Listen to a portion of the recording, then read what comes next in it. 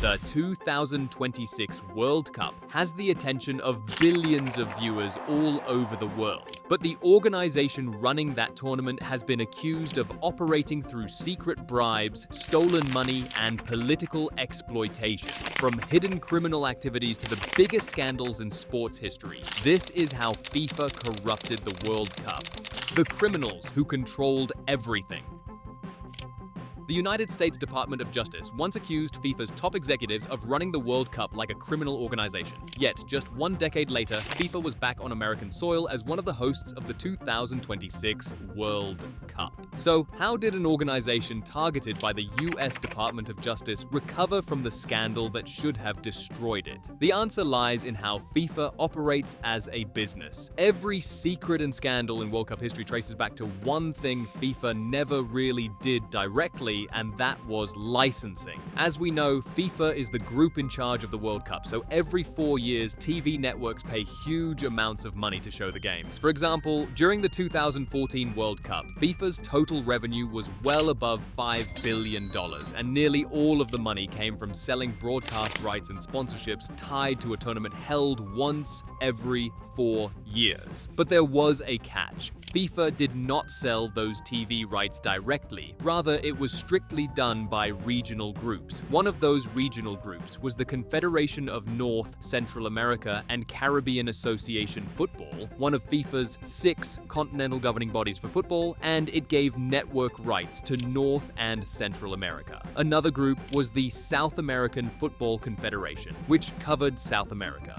These regional groups controlled who got to sell the TV rights, and that turned out to be a very powerful thing to control. Yet it was entirely under the control of 2 powerful men. These men in charge of these regional groups were Chuck Blazer from the United States and Jack Warner from Trinidad. For years, these men decided which companies got to buy and resell TV rights to soccer tournaments. According to investigators, both men started taking secret payments in exchange for picking certain companies to buy and resell the TV rights. Legally, these companies had no business doing this, but the money these companies paid was too large to ignore. Chuck Blazer, for example, was later accused of stealing and living far above what his official salary could ever pay for, including lavish luxuries that made little to no sense for a sports administrator. Yet these reported crimes secretly went on for years while no one allegedly noticed. Yet the secrets and scandals did not stop there. The bribes behind the FIFA World Cup. Fast forward to December 2010, when FIFA voted on who would host the 2022 World Cup, and the winner was Qatar. On paper, it looked like a fair election, but almost immediately, people started asking questions. Qatar had never hosted a tournament this large, and its desert climate made summer football dangerously hot. These weren't the kind of problems a multi-billion-dollar federation would normally ignore. And the real reason why this place was even considered eligible for the bid pointed to Mohammed bin Hammam, a member of FIFA's executive committee. Investigators accused him of creating secret funds to pay officials before the vote. A former Qatar bid worker later claimed a group of African officials received about $1.5 million. And then, just a few days later, she changed her story and withdrew all the allegations. This was so surprising to many people, and it kept them wondering until a few years later, when she confessed that people connected to Qatar pressured her to openly lie about what she said. They warned her that continuing to say the truth could cost her both her life and reputation. But other reports claimed the real figure exceeded $5 million, with some payments allegedly handed out in cash at private parties. Yet it didn't end there. Jack Warner, the same official from the TV rights scheme, was also accused of receiving about $5 million linked to Qatar's bid. and then came another election. In 2011, bin Hammam challenged Sepp Blatter for the FIFA presidency. Days before the vote, a British newspaper reported that bin Hammam and Warner had allegedly paid 25 Caribbean football officials $40,000 each to support his campaign. Shortly after the allegations became public, bin Hammam withdrew from the race. Warner resigned before FIFA's investigation concluded, and in 2012, FIFA banned bin Hammam from football for life. Blatter won re-election unopposed, but the evidence kept growing. Around the same time, a whistleblower described another secret deal. According to later testimony, FIFA Secretary General Jerome Valcke helped arrange a broadcast agreement worth roughly $100 million with a Qatari-linked television network. Investigators allege the deal was designed to protect FIFA financially if Qatar won the vote, suggesting senior officials already expected the outcome before ballots were cast. Valcke was later banned from football for 9 years over separate financial misconduct, and Swiss authorities later convicted him on related corruption charges. Now, with so many legal issues, even towards the peak of the 2014 World Cup, FIFA was sinking in deep water. The day FIFA fell apart. By 2013, investigators were closing in on Chuck Blazer. He got caught for not paying taxes on money he had been secretly making. Interestingly enough, instead of going to prison, he agreed to help the FBI. To do this, he became a spy for the FBI, using a hidden microphone to get the incriminating evidence. He wore that microphone to secret meetings with other soccer officials, recording every conversation while still acting like everything was normal. This became the single most important piece of evidence in the entire case, giving investigators a direct look inside FIFA's inner circle. By 2014, the year of Brazil's World Cup, the scandals were so much that FIFA seemed to be spending more time cleaning house in court than focusing on the big event. During that time, FIFA hired an American lawyer named Michael Garcia to investigate the bidding process ahead of the 2018 and 2022 World Cup.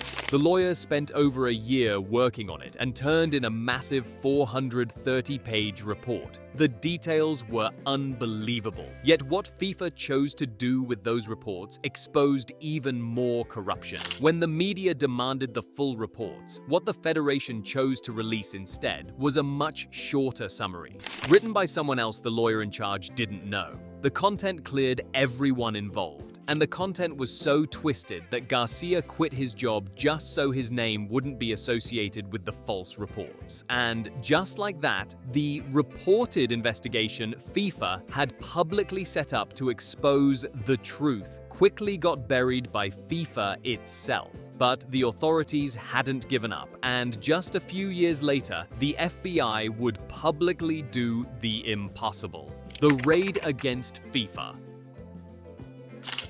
It was May 27, 2015, and early that morning, Swiss police walked into a 5-star hotel in Zurich and arrested 7 top FIFA officials. This happened at the exact hotel where FIFA's yearly meeting was about to start, so officials from all over the world were already checking in when the arrests began, some of them reportedly still asleep in their rooms when police knocked. That evening, the US Department of Justice announced a huge case against 14 people, accusing them of running FIFA like a criminal organization. They said more than $150 million in bribes had illegally moved through the scheme, money that was supposed to help develop the sport in poorer countries, instead of lining the pockets of the officials meant to be running it. But just days after the arrests, FIFA's president, Sepp Blatter, was re-elected to a 5th term, acting as if nothing had changed. Blatter had led FIFA since 1998, surviving one scandal after another throughout nearly 2 decades in charge, including earlier allegations tied to the very same Qatar and Russia bidding process the DOJ case was now investigating. He had even admitted publicly, more than once, that giving Qatar the World Cup was a mistake, blaming the heat that would eventually force organizers to move the entire tournament to winter for the first time in its history.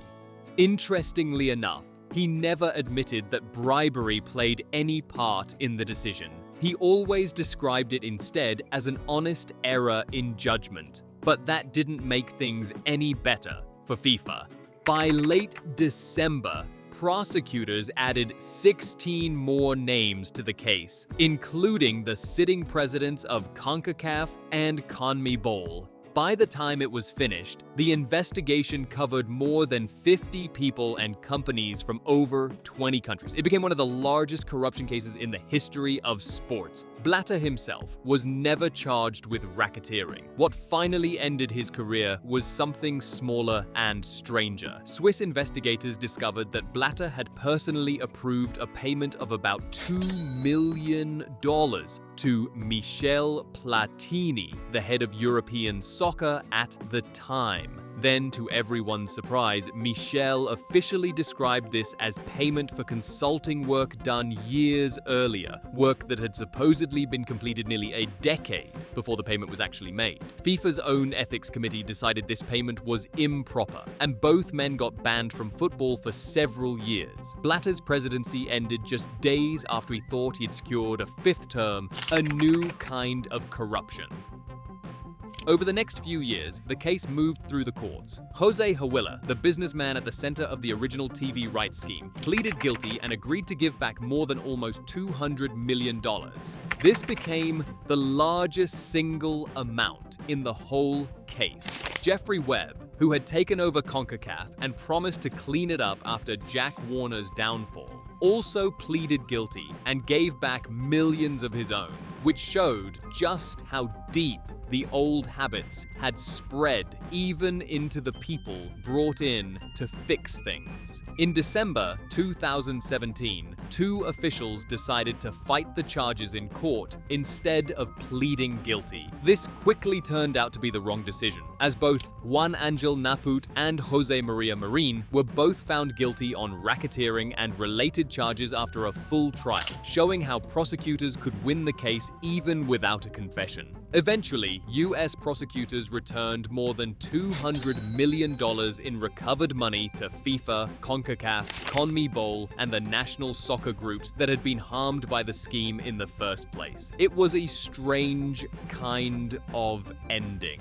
The same organizations that employed the guilty men ended up being paid back as the victims. Then in 2016, a new FIFA president took over. His name was Gianni Infantino. He had spent 7 years as the top administrator at UEFA, European soccer's governing body, before running for the FIFA job in the middle of the corruption fallout. He promised the reform that Blatter never delivered, and the highest point in his campaign was that he would send $5 million to each national federation over 4 years, more than double what federations had received under Blatter. Some real changes did happen, including term limits and background checks for top officials.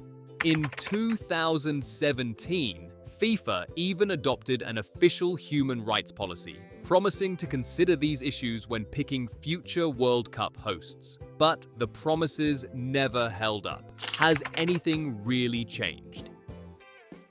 In October 2023, FIFA changed its bidding rules for the 2034 World Cup in a way that left almost no other country able to compete, shortening the timeline and lowering the requirements just as one country happened to be ready to bid. Just 81 minutes after the new rules were announced, Saudi Arabia declared its intent to bid. Australia, the only other country considered a realistic contender, later withdrew, leaving Saudi Arabia as the only bidder by the time the deadline arrived in 2023. In December 2024, FIFA officially confirmed Saudi Arabia as host without a competing bid. Human rights groups strongly criticized the decision, pointing out how migrant workers wouldn't be treated fairly and the many restrictions on basic freedoms and human rights. These were the same kinds of concerns that had surrounded Qatar in 2022, where official government figures showed more than 15,000 non-citizen workers had died in the country during the years when its World Cup infrastructure was being built. In 2025, a group of lawyers, including one of FIFA's own former anti-corruption advisors, advisors filed a formal complaint accusing FIFA of ignoring the very human rights rules it had created after the 2015 scandal. This leads us to today. The 2026 World Cup is being played under an organization that survived the biggest corruption scandals in sports history. The Zurich arrest ended one bribery scheme, but not the system that made it possible. And that corrupt system still shapes FIFA, even today. There are many more scandals lying underneath the World Cup's biggest events, but we'd love to hear them from you in the comments below. If you enjoyed the video, please make sure you like, share, and subscribe. Now, click on the next video shown on your screen. You will enjoy it. Until next time, dear viewer, take care.